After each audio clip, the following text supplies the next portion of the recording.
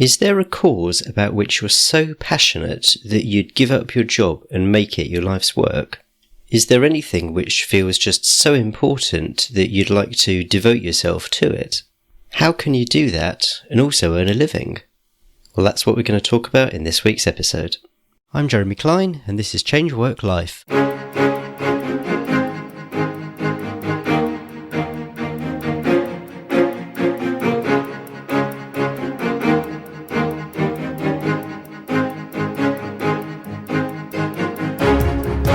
Hello and welcome to Change Work Life, the podcast where we're all about beating the Sunday evening blues and enjoying Mondays again.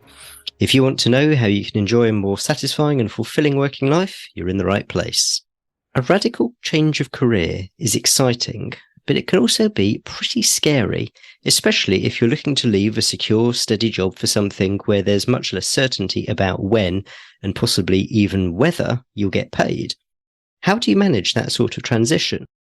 That's what we're going to find out from this week's guest.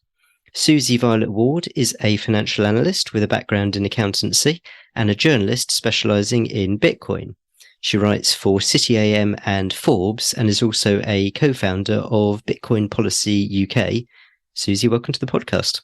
Thank you for having me. So when someone asks you, what do you do for a living? What do you tell them? I'm always quite hesitant and I don't actually like the question because when I say Bitcoin journalist, often nobody's even heard of Bitcoin. So it's very, very difficult to explain. And there's so much nuance involved in Bitcoin that it's difficult to even start to explain the concept. Okay, so journalist, though, that's how you describe yourself, leaving aside the subject matter.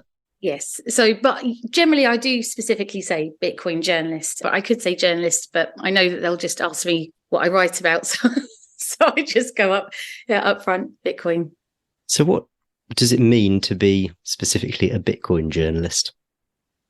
So a lot of people have a very dim view of Bitcoin, and it's because since its creation on the January 2009, there's been a lot of misinformation and fear, uncertainty and doubt around the asset and the protocol. So journalists don't always write factually correct articles because it takes hundreds, if not thousands of hours to fully understand the network, the philosophy, the ethos, how it works.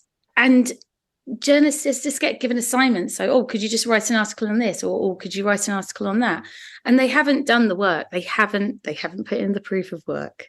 So when it comes to writing articles, they're often ill-informed. And so I want to completely dedicate my time to learning about it and only that, because then I know that I can write accurate articles that inform rather than mislead.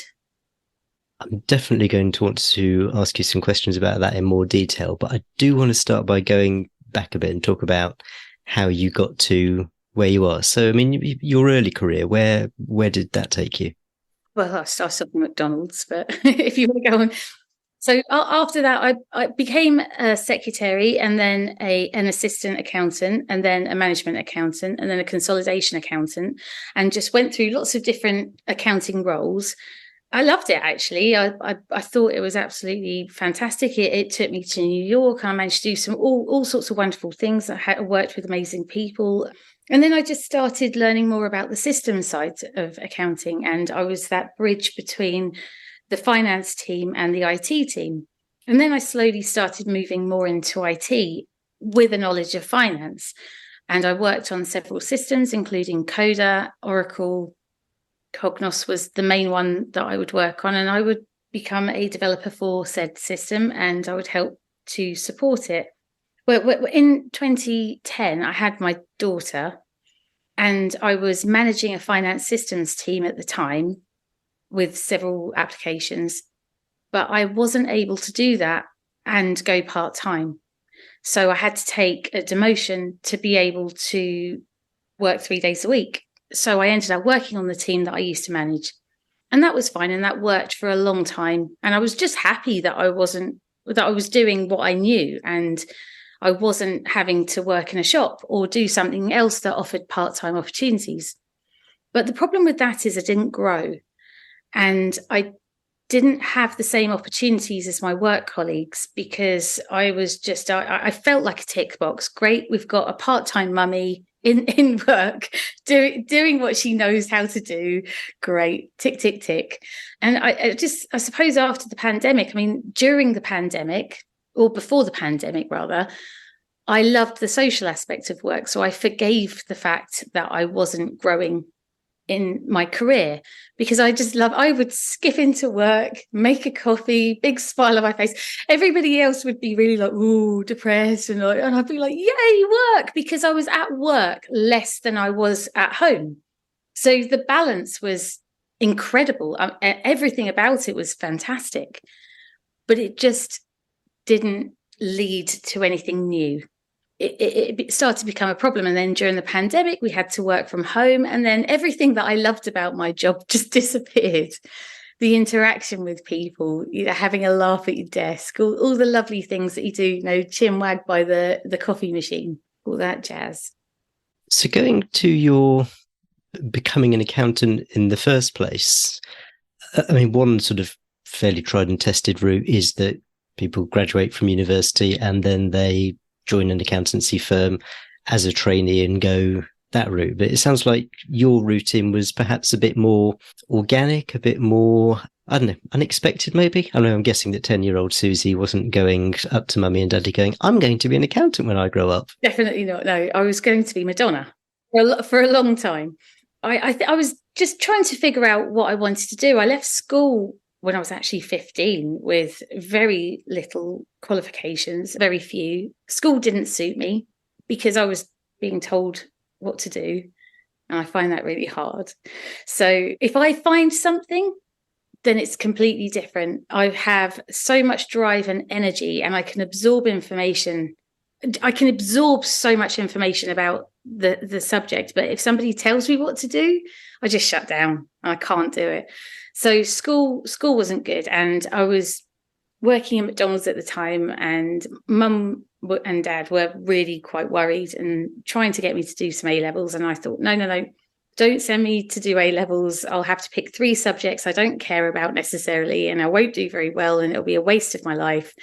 So I said, leave me alone and I will find my own way. I promise I will find my own way. Don't hassle me and I will do it. So I was looking through a college prospectus and I saw accountancy, and I thought, oh, well, great. I just knew that was something that I would be good at, because I was very good at budgeting, really good with numbers, liked looking at data and figuring stuff out. And so I just went to college and did evening classes. And because I then became a secretary on a finance team, because I was studying evening classes, it gave me a little bit of an extra edge to be a secretary within that team. And then they just kept teaching me, and the rest is history. It was just then a gradual process. But what was so great about that is a lot of my friends went to university and they came out of uni with no work experience and a whole load of debt. By the time I was 21, I had owned a home for 2 years. I was building up a career, and I'd already been working since I was 16. And I had the qualifications because I went and did them at evening classes. So I would actually say that the best thing I ever did was not go to university. Accountancy is one of those professions which is incredibly broad. I mean, you can go into doing all sorts of different things. What kind of led you to more of the IT side? Was that just a sort of circumstance of where you happened to be working at the time, or was it a bit more deliberate than that as you found out more and more about the profession? I think I like problem solving, and I like solving puzzles. So IT felt like it lended itself to that more. And I worked on a project and I liked it. So I was seconded onto a project by my manager for an implementation of Oracle. And after that, I just thought, oh, this is interesting. It's like a new bridge between, two little worlds. And I can have one foot in either camp and then speak to both sides and help each side understand the nuances of the other. And that's an incredibly useful skill to have, isn't it? Where you've got knowledge in 2 different areas and can act as that kind of conduit between the two, which I guess is kind of what you're doing now with Bitcoin as well. I suppose so, yeah. And moving up to the bit where you had your daughter, came back from maternity leave, and you said that you could no longer lead the team that you were leading. You had to effectively become a member of that team and no longer leader of the team. I mean, how was that presented to you by your employer? It was a case of, if you want to go part-time, this is the role that you can have. We can't offer you a part-time position as the manager of that team. And I was fine with that at the time. I mean, I really thought that I was going to end up working in Marks and Spencer's, which I was quite excited about because I hear that they get a really good discount. But I would have preferred to stay in the role that I knew and loved, because I'd been working towards that career since I was 16 years old. So I didn't want to have to leave it just because I'd had a baby. But at the same time, I didn't want to work full time because I wouldn't have been able to be a good mum and work full time. I just felt that that wouldn't have suited me. And had you taken the decision to go back to work full time, presumably you'd have been able to do what you'd been doing previously. Did you ever think about that? No, it wasn't an option because it would have been too stressful. I can't cook, do the washing, pick up my kid. And I would have had to have put my child into nursery 5 days a week. And the mummy guilt that I would have felt doing that. Because you drop them off at 8 and pick them up at 5 and they're there. It's a long day for a little person. So I didn't feel like it was something that I could do. I would have sacrificed my career to have been there for my children rather than the other way around. Unfortunately, the burden of childcare often falls on the woman. I know things are slowly changing, but nothing changed for my husband. He went back to work and life was exactly the same. All the difficult decisions had to be taken by me. I know that that's changing now, which is good, but we've still got some work to do, I guess. It's interesting that I think whoever is, if you like, the primary carer, assuming that it's not a nursery or some other childcare setting, you kind of can't, or it's very difficult to do that job, bringing up a child, and also doing something which could be particularly demanding on your time in terms of, we want you to go out to, I don't know, Geneva or something on a few days' notice to work there, or no, we need you to do something at 10 o'clock this evening, or that kind of thing. It's just really hard to do that at the same time as doing childcare. Yeah, absolutely. But what we worked out in the end was my husband went part-time and I went part-time, and we only had to send our daughter at the time to nursery 2 days a week rather than 5 days a week. And it worked out brilliantly, but it was only because my husband had the flexibility to be able to do that. And I know from when I was working in the office, I would speak to a lot of daddies and ask them if they would go part-time if they had the choice. And many of them said yes, but there's a social aspect to that. And there's another financial aspect, because when you look at the gender pay gap, and women have earned less than men. So when two people have a baby together, they look at their salary and they say, well, I earn more, so it should be you that goes back to work. It's a logical thing. But if you're working in a world where there's a gap in pay between genders, then that's most of the time going to be the case. But I was just lucky that my husband had the ability to work part-time. In an ideal world, childcare should be shared between both parents, and employers should be able to accommodate it, whether you're male or female. And it's interesting that it's often things like the relative salaries that ends up being the determining factor. So if the husband is earning more, then it is more likely that they will carry on working, carry on earning, and maybe be less involved. Yeah, it makes financial sense. But then it creates another divide. There are all sorts of social issues that come from that. I mean, we know that the cost of living has risen exponentially more than wages, which is why we are in a position where two people have to work anyway. So it just makes sense to look after all working people in the same way and treat them in the same way, so that people can make decisions for their families that are based on their circumstances and not what has been a social norm. When you went back part-time to your job, did you at the time have any feeling about whether this was just a stopgap or whether this was a long-term solution, or did you just not think about it at that time? No, I just felt exceptionally lucky. I didn't think about anything else other than how grateful I was to still be able to work in my chosen career and earn a decent wage, but 3 days a week. I just felt like I'd won the lottery. And it sounds like there was also a genuine interest in the work. I loved it. Yeah, I really did. I really enjoyed what I was doing. I liked everything about going to work. And what made it even better was that I was there less than I was at home. So I think that most people don't enjoy work necessarily if they don't have the balance right. And it is all about balance. I think everyone should work part-time. As someone who has worked part-time for a few years, I wholeheartedly agree with that. It opens up your eyes. But on the other hand, I'm also in quite a privileged position that, my salary is such that even on part-time, it's still quite manageable, which is nice. So you're loving work, you're loving the job, you're loving the social aspect, and then the pandemic happens. So what is it about the pandemic then that creates such a radical shift that you're starting to think about, do I really want to stay doing this now? It was working from home. So working from home and trying to homeschool broke me. It absolutely broke me. I was an absolute wreck. I had so many health problems during that time. So many things that my body broke because you've got, once again, that mummy guilt comes in. I know that I've got to meet my children's needs.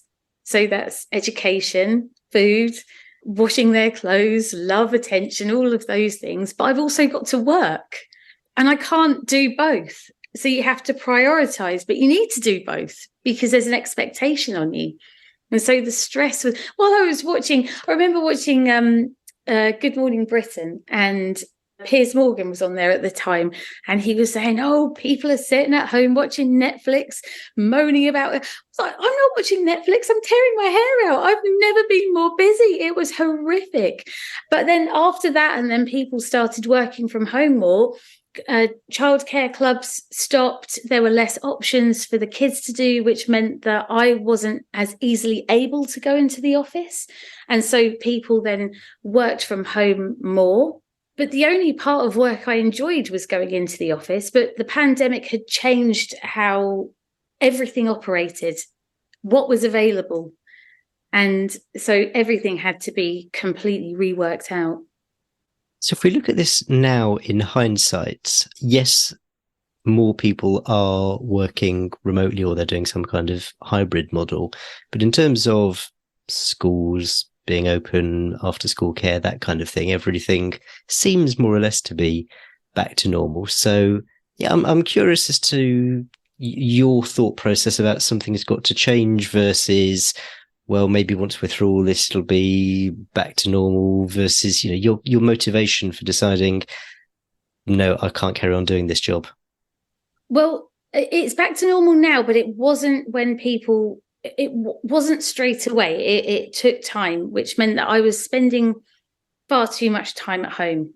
And I just, the best part of my job had disappeared. And so you start searching for other things. And it was during that time that I found Bitcoin. And I realized that I couldn't stop reading about it, learning about it. It was so interesting. Every aspect of it was a different angle that I hadn't considered within the world of finance. And because I'd come from a financial background, this was a new type of finance, and it absolutely amazed me. And so the more that I looked into it and the more that I learned about it, the more I wanted to learn about it. And the more my old world just seemed like a hindrance rather than a help. So the social aspect had gone. I'd found a new interest. And the only thing that was holding me back was this job, which it was a job. It wasn't a career anymore. And that was the problem. What got you interested in Bitcoin in the first place? So first of all, I wanted to buy some Dogecoin. And so I wanted to work out how to do it. And I thought, well, you can't just buy it with a credit card, can you? So I decided to look into the mechanics of how you buy cryptocurrency. So I found an Exodus hot wallet, went through all the setup, realized I had to buy Bitcoin to be able to then buy Dogecoin on this particular app. And it was the process, just the process of buying and purchasing and selling and transferring. That was all I was interested in at that point. But then it grows.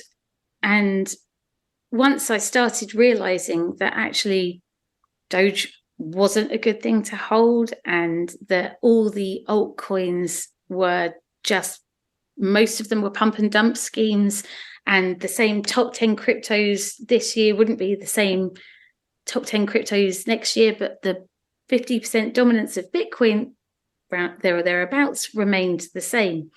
And then I started realizing that Bitcoin was the only decentralized cryptocurrency, and all the other ones were centralized companies. And so the more I started learning about the difference, the more I started thinking, right, okay, well, alts are not what I'm after in terms of learning, and started completely focusing on Bitcoin. And what was the interest in Dogecoin, sort of way back, that first interest? I mean, I vaguely remember it being talked about in the press, and Elon Musk was very pro it. Was it just sort of press interest that kind of made you think, oh, I'll have a bit of that? Yeah, so lots of articles, you read articles, you think that you're learning, but then you don't realize that it's all part of one big marketing scheme to get you to buy this altcoin. And in actual fact, it's just all one big distraction. But it's a journey that's another journey that you have to go on to really understand the difference between the two. And for people unfamiliar with the terminology, altcoin basically just means anything that's not Bitcoin in the crypto sphere. Yes, an alternative coin to Bitcoin, yes. Okay, so you discover it and you start learning about it, and it really fascinates you.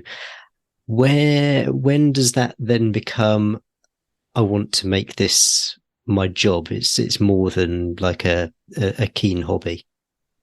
So as I mentally checked out of my old job and started re-engaging in this in a different way in this new world, I begged my boss for redundancy, just begged him all the time. When are you going to make me redundant? Make me redundant. Because I knew that if I didn't have any money behind me, I wouldn't be able to start a whole new career from nothing, which is essentially what I needed to do. My old career was dead in the water. I was not going to get another part-time job doing that. Every time a recruitment consultant phoned me up, the second I'd say, oh, I need to be part-time, they'd pretty much hang up on me. So I knew that I had to carve something out that was completely different. So yeah, that's what I did. So what were you thinking was going to be your job, so to speak? I didn't know. I just knew that I needed to do something that felt like it had purpose and meaning. So what I mean by that is all the effort that I have put into all of the companies that I've ever worked for means nothing now. No one remembers what I did. No one remembers the late nights. They don't remember me doing quarter end and having to stay for 3 weeks in a row to work until midnight and then go to bed and then get up and do the same thing again.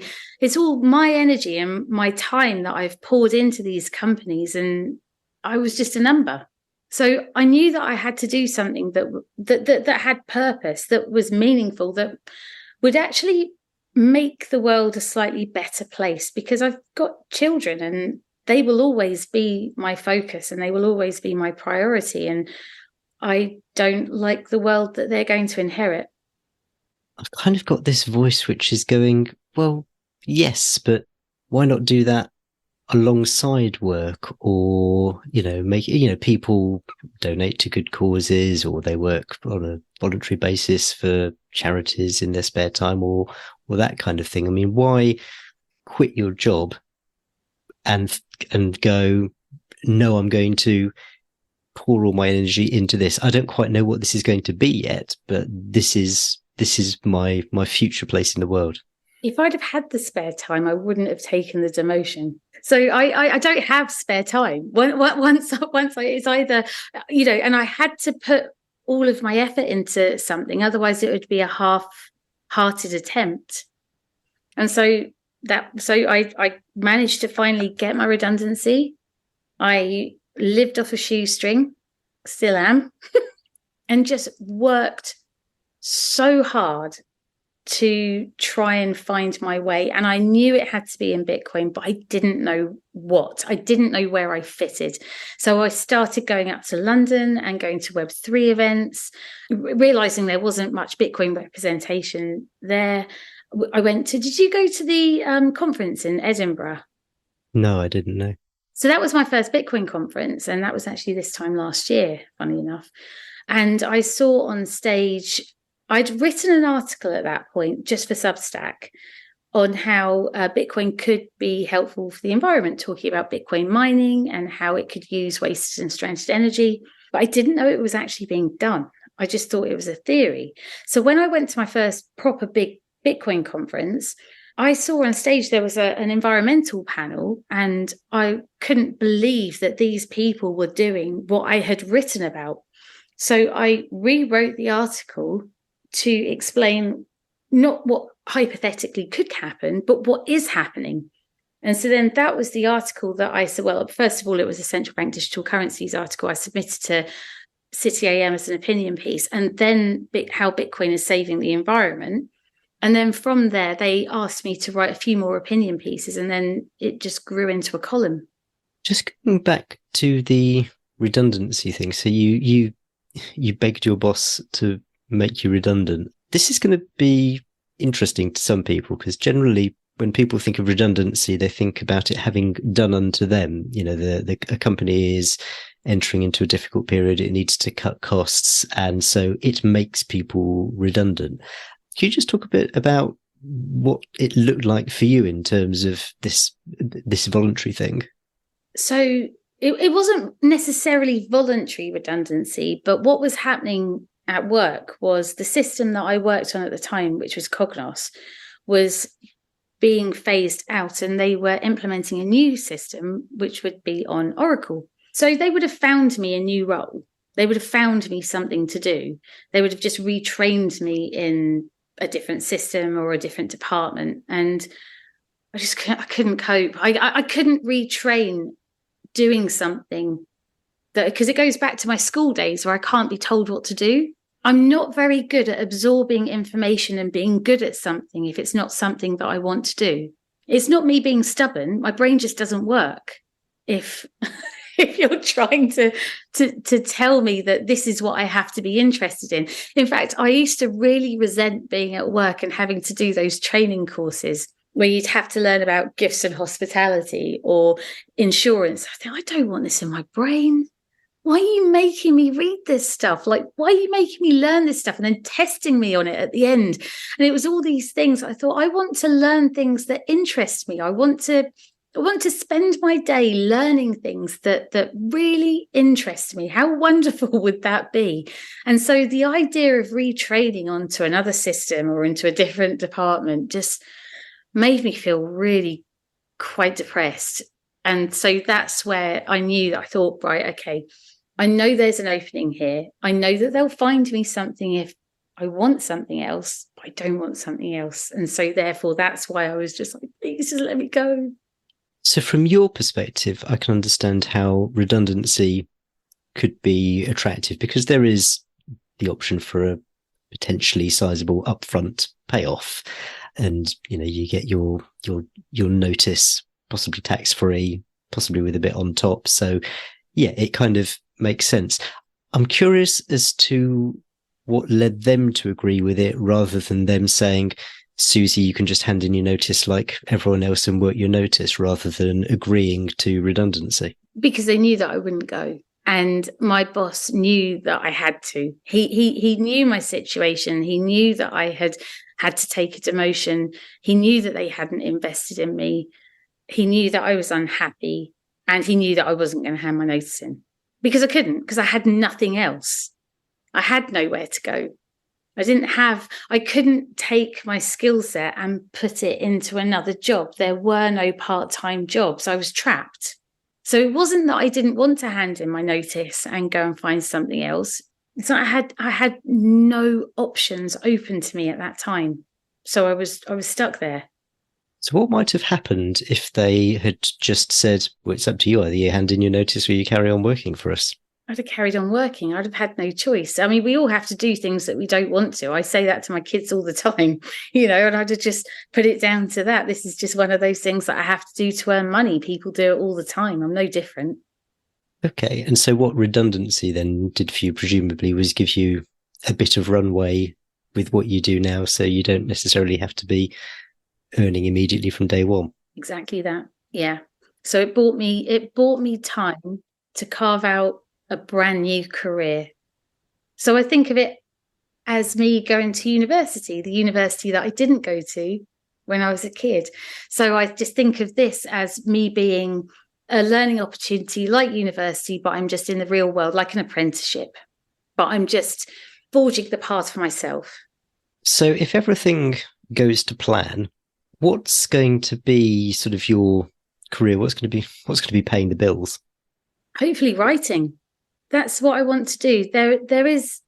There's not enough good Bitcoin journalism because of the amount of time it takes to learn everything. And even then, you don't know, you haven't even scratched the surface. So it's a 14-year-old asset. Larry Fink's only just come on board and said, yep, we're going to give this our stamp of approval.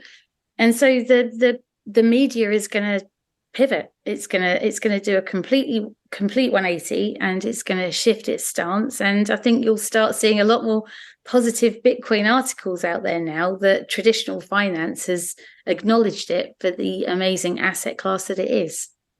Okay, so this kind of like apprenticeship education that you described, that's effectively you positioning yourself for when the media realizes that they need some people who understand this and can write about it and can explain it to the masses. That's exactly right. And that's what I do. So I've got my City AM column, which is great. I can write my opinions on, our broken money, how it's affecting society.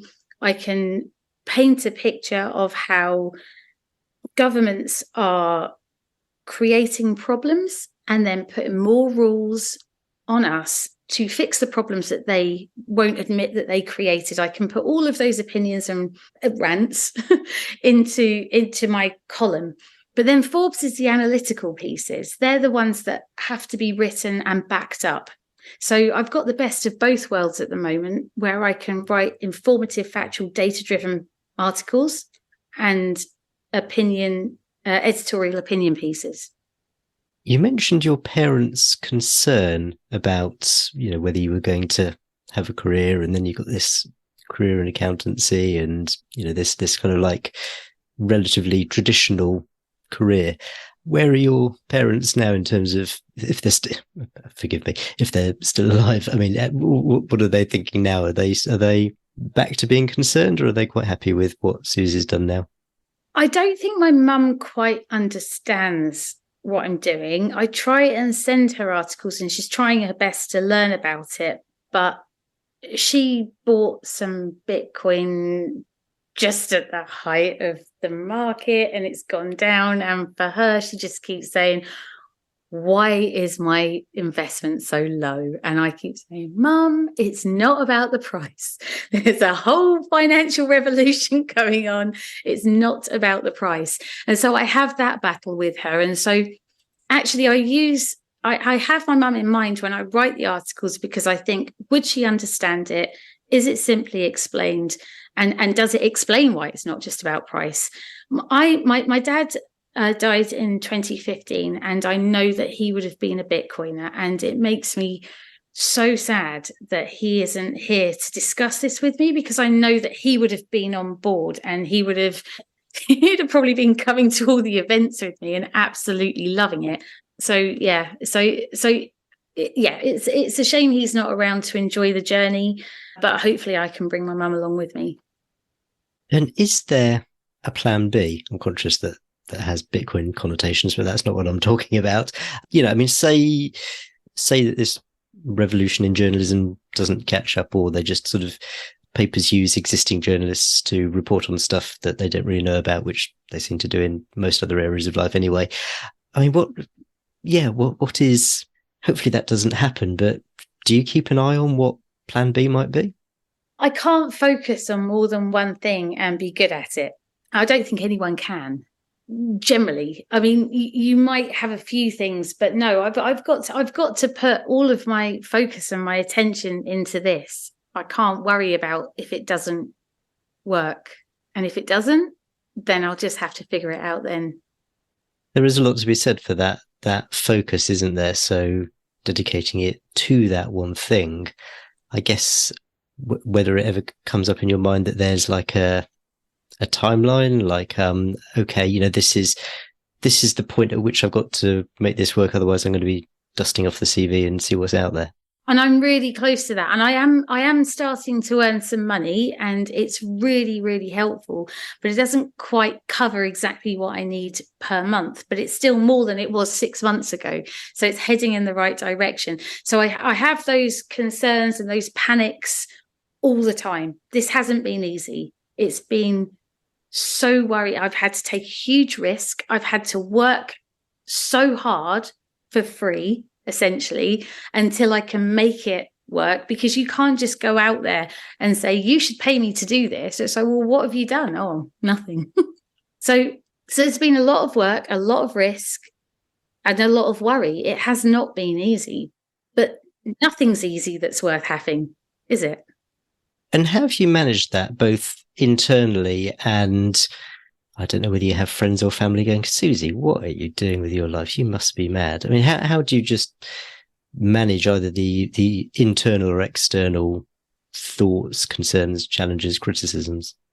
I just maintain tunnel vision and just keep going. Luckily, my husband's really supportive, and he's a Bitcoiner, which means that I can bounce ideas off him and we can talk about all of these things, which without that, I don't know what I would do. I can't worry about everything. I've just got to focus on getting to where I need to be. And where I need to be is a job that's meaningful and that pays me enough money so I can live. I'm not asking for the moon on a stick. I just want a career that interests me and enough money to pay the bills. Susie, I'm going to be absolutely fascinated to see where that goes and what happens next. What has helped you during this journey in terms of external resources, books, quotes, podcasts, that kind of thing, that it would be worth sharing with the audience? A fantastic podcast for people who are interested in Bitcoin and macroeconomics. I would suggest What Bitcoin Did, but I always reference Jeff Booth, who's a huge Bitcoiner, when he said, we are all nodes in the system making it stronger.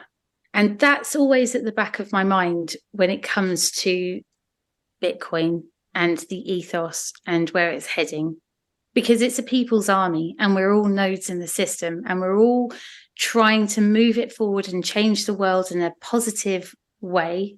And we've all got our little contributions. And if we continue to do it in the right way with meaning and purpose, then we will make everything stronger.